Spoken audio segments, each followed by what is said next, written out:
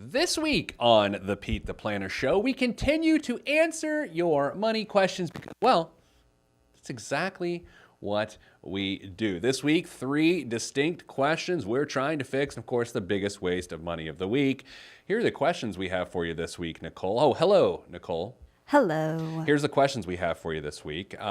We have a lady whose husband earns over $200,000 a year. She is given a monthly allowance, and she doesn't think it's enough, and it's causing lots of fights. So we're going to talk about that. That's a fun one. We have a person emotionally attached to their home, nearing retirement. They are pretty sure they should get rid of it, but it's taking a lot of courage to do so. And then finally, a student loan question from a single dad raising a 5-year-old son in Denver, Colorado. So we will hit that as well. Nicole, do you have a preference where we start? I mean, so we've got single dad raising a 5-year-old. We've got a woman attached emotionally to her home, and we've got relationship drama. What do you want? Let's dive into the drama first. Drama first. Okay, drama let's first. find it. I'm not going to give this person's name. Okay.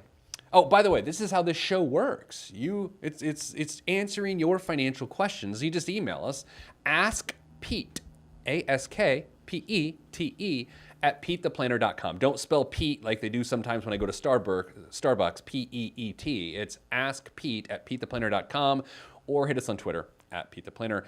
Nicole, here's the question. How much money, the subject was how much money I have to receive from my husband every month if he earns $240,000 a year. My husband earns $240,000 a year.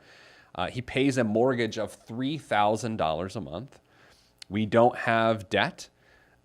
He gives me a monthly check for $3,000 for groceries and bills of the house. We have a daughter. She's in public school. 4 cars at the door. I don't know what that means. Pay off. I don't know. 4 cars? I don't know. I don't have access to his bank account. If I need extra money for myself, always there's a fight. We never travel. No improvements for the house, just what is necessary. For my personal expenses, he doesn't care. Always is a fight. What is the right amount I should have from him? Nicole, do you understand the question? Yeah, it's a really interesting kind of sticky situation. Okay, so by the way, if you email us and you don't happen to listen to the show, here's what we try to do. We try to email you the audio of the show so you hear your segment. Isn't that what we do, right? Mm-hmm. Okay, so we're going to email this person the audio, assuming they don't listen on the podcast or they don't catch it on PeteThePlanner.tv. So here we go. Now, I have to put out a big disclaimer on this one, emailer, because I am not a relationship expert. I'm just not. Now, I've been married for, this will be my 18th year this month, but I'm not a relationship expert. I would argue this is not a financial question. No. You agree with me, Nicole? I do. It doesn't feel like a financial Internally, question. agrees too. Yeah. She's out here shaking her head. But there's certainly financial ramifications. Absolutely. As there are with a lot of situations. Yeah, the problem is manifesting itself through your finances. Right. And let's give financial answers. I'm not going to give you relationship advice because it's just hard to take from someone that looks like me. Well, that just opens us to a whole nother door. Right. Right. No. So there are clearly no joint financial goals. No. Right. It's very obvious that it's his income. Oh yeah. You know? And so let's go to an interesting place. I'm going to answer this by telling you more about my financial life than I probably should or want to. That's what we're here for, though, right? I am the sole income earner in my household. When I get paid every other Wednesday, right? It's always a good time. Yep.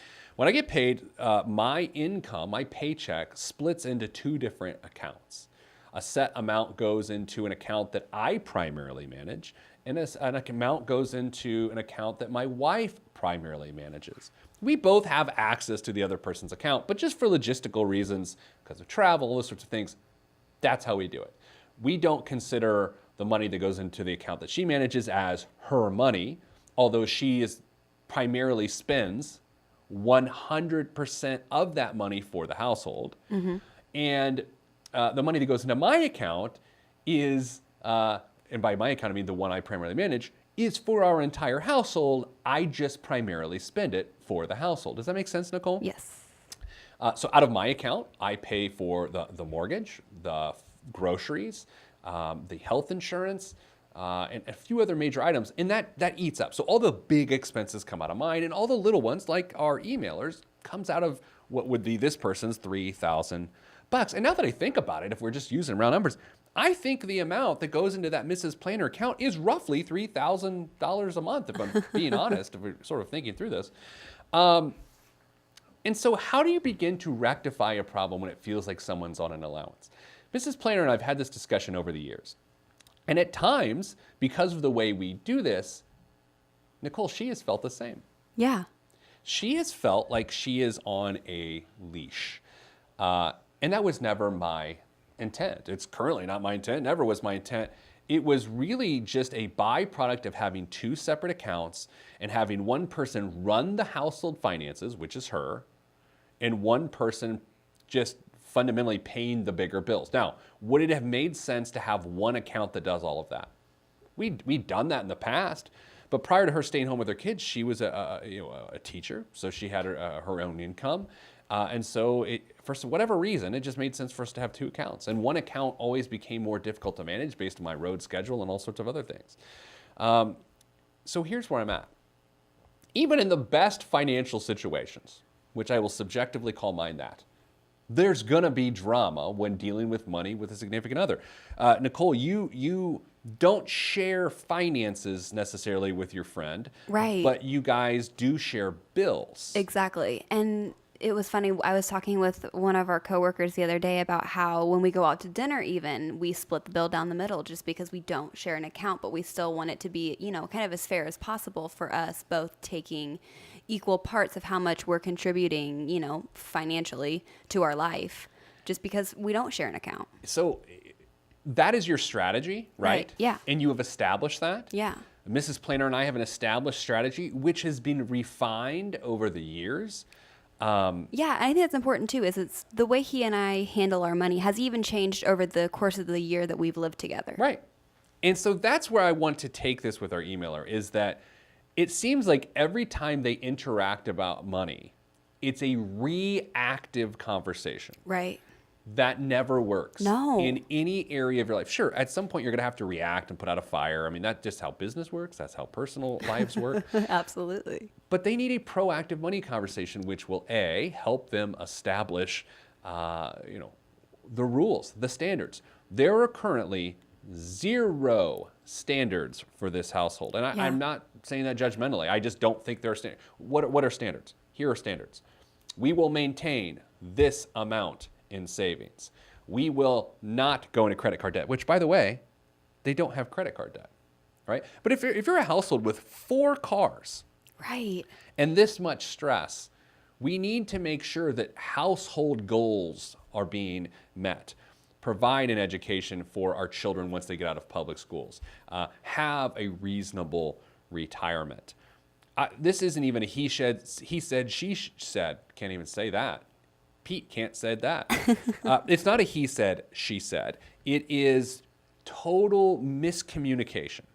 So here's my advice with our 30 seconds left. My advice is this.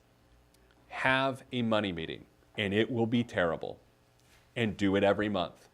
For the first couple months, it's going to be terrible. The 5th of the month, just choose a day. It doesn't matter. 20-minute conversation, set distinct and specific financial goals, and then allow those goals to influence and inform your income. That's what you got to do. Coming up after the break, we're going to talk about a single dad trying to pay off student loan debt. All that is next on the Pete the Planner Show. I am Pete the Planner.